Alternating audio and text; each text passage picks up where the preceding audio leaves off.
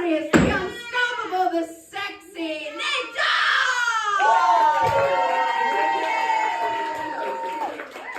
What's up, everybody? How y'all doing tonight? Thanks for sticking around. Give it up for Maddie over here. I am the one in the booth. That's why this is here. So I'm going to go ahead and start timing. Multi-talented. Jesus Christ. Okay, so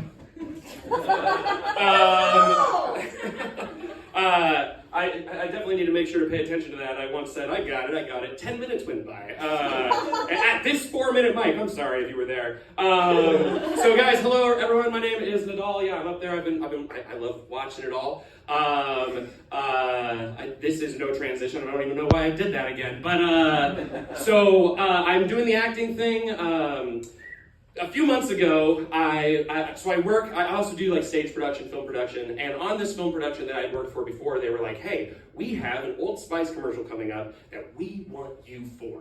And I'm like, holy shit, that's awesome. And so I was like, cool, can I get the script? They're like, yeah, we're trying to figure things out. But as soon as we get it, we'll send it to you. And a few days before the shoot goes up, they send me the script. They're like, we thought of you and you alone. We want you to play Odor. And it's literally like, so the commercial is, I didn't get cast, by the way, but they did end up asking me, like, you ended up not being good for Odor, thank you. So I ended up working the production, and got to see the role. The Odor just came in with, he was like a flute ball, loofah. I looked like a loofah, and anyways, I was like, well, I'm glad that at least people see me for certain things. You guys, we all saw Jake up here earlier. Everyone knows Jake.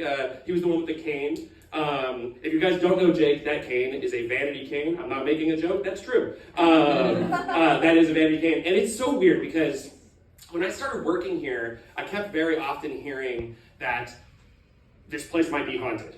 And so I'm looking around, and lo and behold, I just started seeing this cane float around Lyric Hyperion all the time, and it was really well. Then it had all these really nicely dressed clothes. This was a joke on Jake, and he's not even here. He's not here. He was the one. Oh my gosh, he said I had a Santa laugh, and my God, that is a huge compliment. It is my absolute dream to play Santa. When I saw that movie, Violent Night, that was like, dude, this is my freaking dream role. But I'm a little too brown. I feel like Santa. He's probably brown, right? What? Jesus. That was Yeah. Yeah, Jesus rules. Jesus rules, and him and Santa are hanging out. So, guys, a huge thing happened to me the other day. I think I got to the root of one of my fears. I am deathly afraid of heights. Literally, as I say the word heights, my legs started shaking right now. I was listening to a podcast, and they're like, yeah, would you ever go skydiving? And I'm driving, I'm like, oh my God. Like, I'm literally starting to sweat just thinking about skydiving. I had a dream where I was skydiving, and I didn't jump off the plane. The whole dream was me landing with the guy. I couldn't do that, I'm so sorry.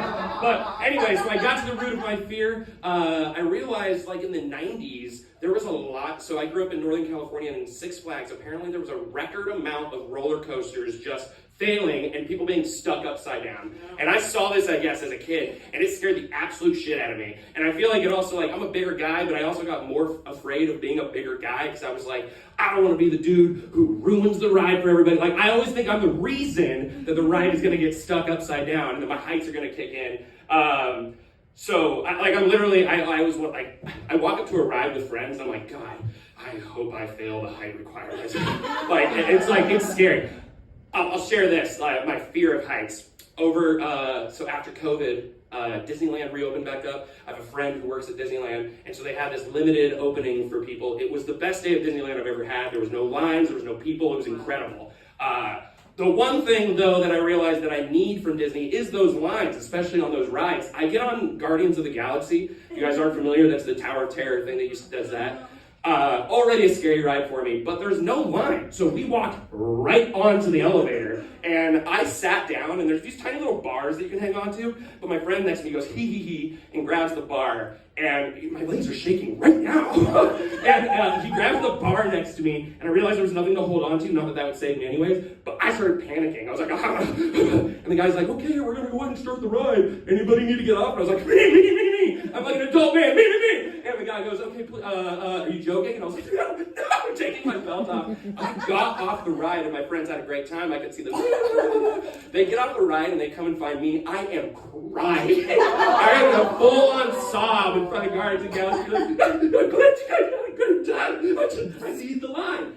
Anyways, guys, we've had a great night tonight, I think. Everyone, you guys are all